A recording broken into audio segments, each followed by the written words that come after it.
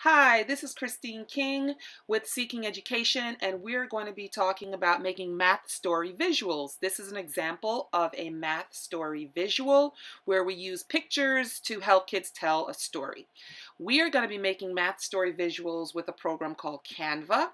And first, you just want to go online and then go to your web address or just search in your browser for canva.com, Canva, like canvas without the S. So you have canva.com.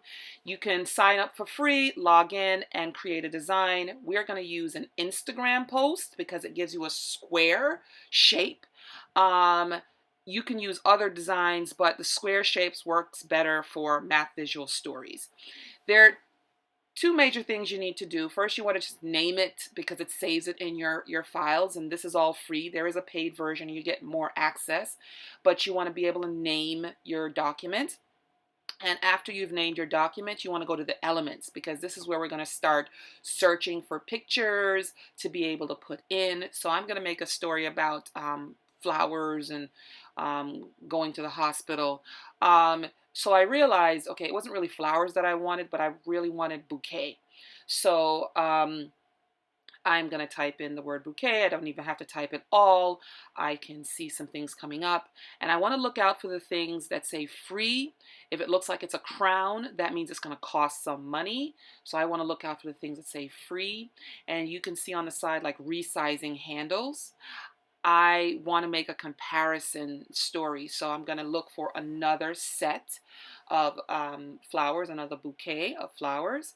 So I've now selected my two bouquet of flowers that I've put right into my canvas, into my design.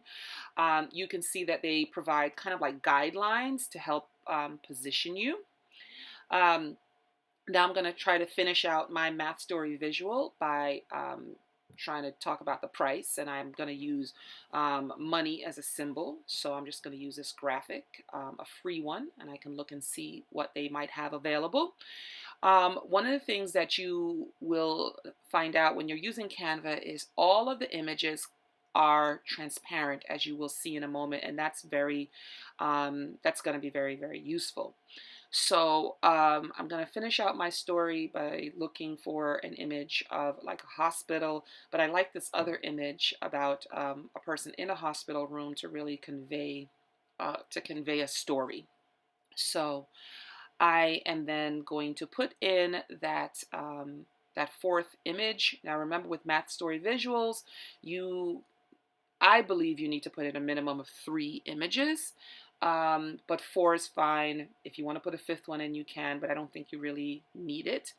After this is done, what I am then going to do after I've resized, I've put everything in position, what I'm then going to do is I'm going to start looking for a background to just jazz it up a little bit. So I scroll down on the left-hand side to backgrounds, and there are a ton of backgrounds, and many of them are free. I click a background, I see it, it automatically layers it to the very back of your image because it is a background.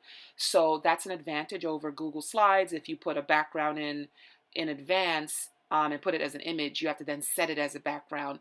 So this might be just easier for most people to navigate, selecting backgrounds.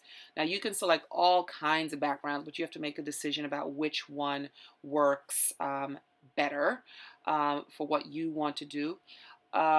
So I'm just going to end up going with a basic blue background. I think you can see the images fairly well. They're positioned nicely on the page. The next thing that I might want to do, but you may not have to do, is think about putting a frame. So I go back to my elements and I look for a frame, and I can look for a square frame, a round frame. There are different kind of frames that I could look for, and I could try out selecting a frame that I might like. So I'm just searching for different frames right here. One of the things when you select a frame, because I kind of wanted like a Polaroid picture, you can resize the frame. But when you have the lines like a straight line, those are cropping. So you want to use, unless you want to crop, you might want to use the undo button.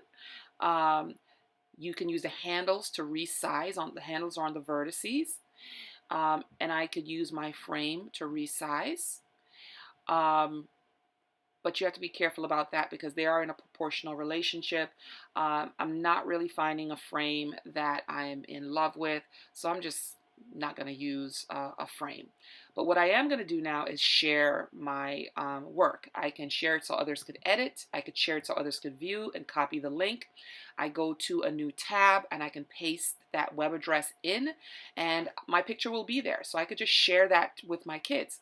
I can also download this as a PNG and have that work with me right there. I have other options, a JPEG, a PDF, different kinds of files. I want a PNG, which is a portable network graphic, and that will help me be able to share my work anywhere. And pretty much that's the basics of using Canva.